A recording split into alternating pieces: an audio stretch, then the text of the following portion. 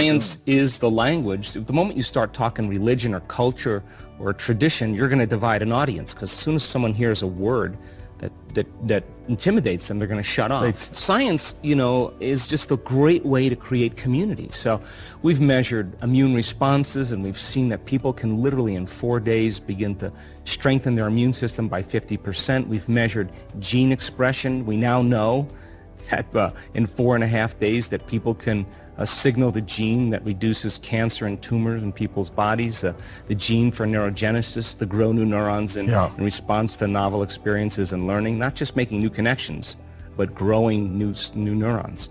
The gene for stem cells to become activated to go to damaged tissues and repair them. Really is amazing. All kinds of significant changes.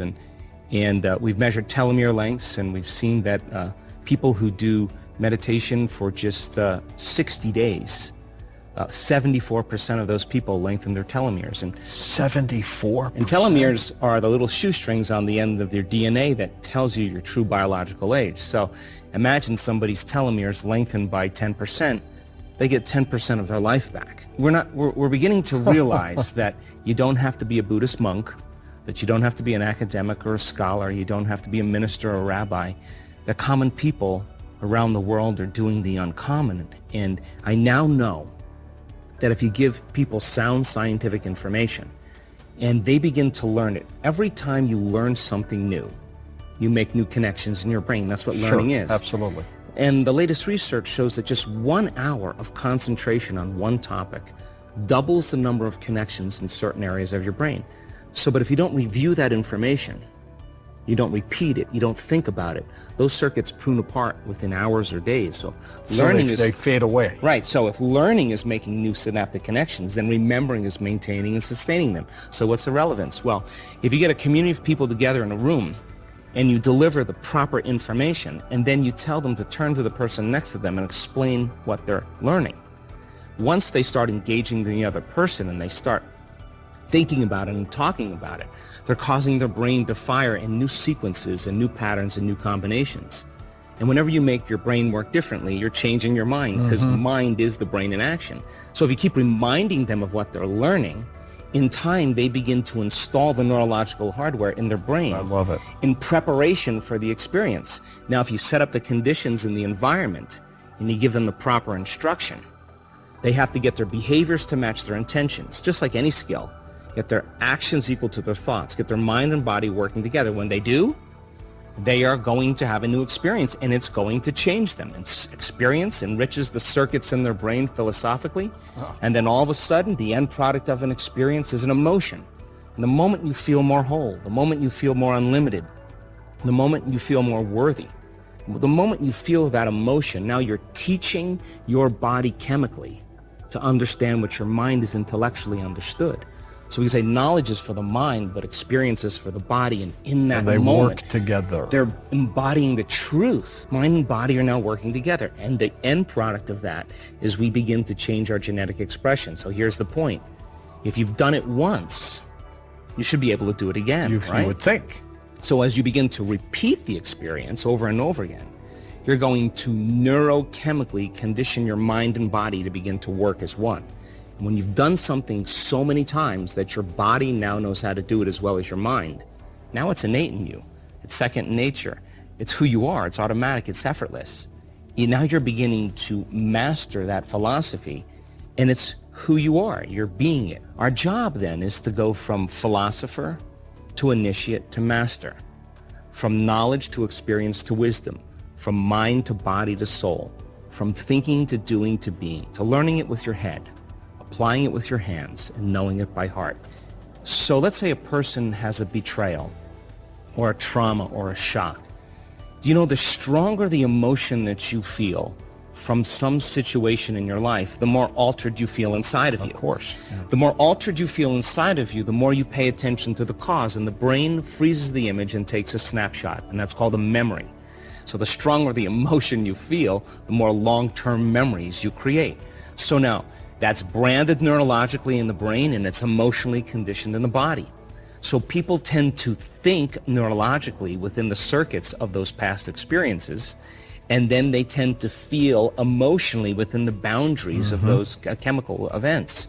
And how we think and how we feel, George, is our state of being. So most people are defined as an identity by their past memories. So then the question is, how do you change that? Because the strong emotion could actually downregulate a gene that can begin to signal a disease. Right. So then when we begin to induce these states where a person is going to have a transcendental moment, there's this very significant change that takes place in the brain.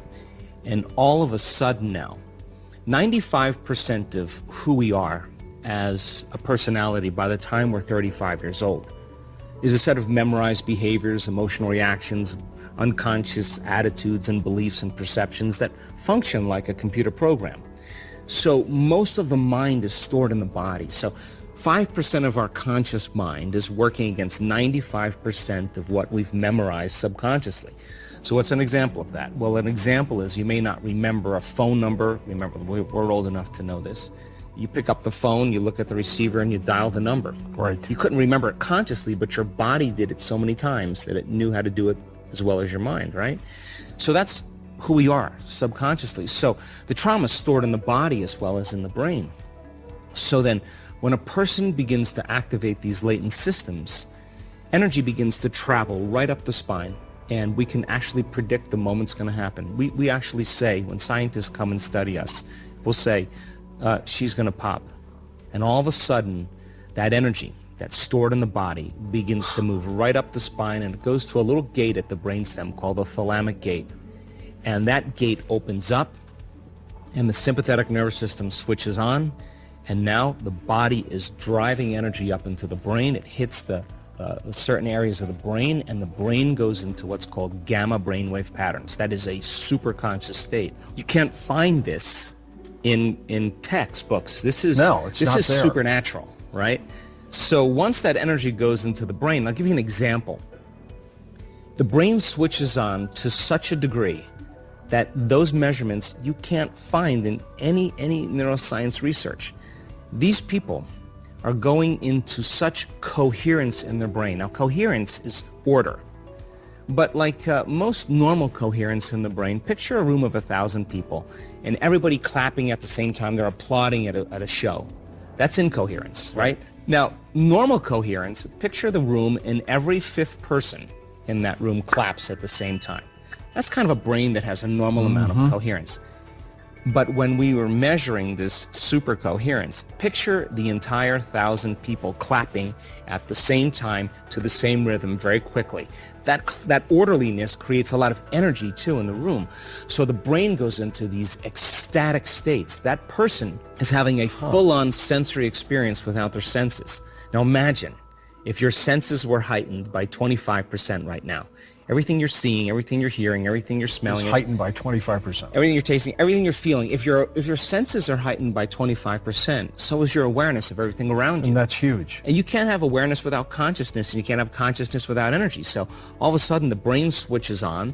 They go into these high states of gamma. And the amount of energy in the brain, I'll give you an example. Most people, if we're measuring their vision, if we're measuring their liver enzymes, if we're measuring their height, if we took 1,000 people and we measured them, you would see this curve called a Z-curve or a bell curve. You draw a line right down the middle and you divide it equally in threes.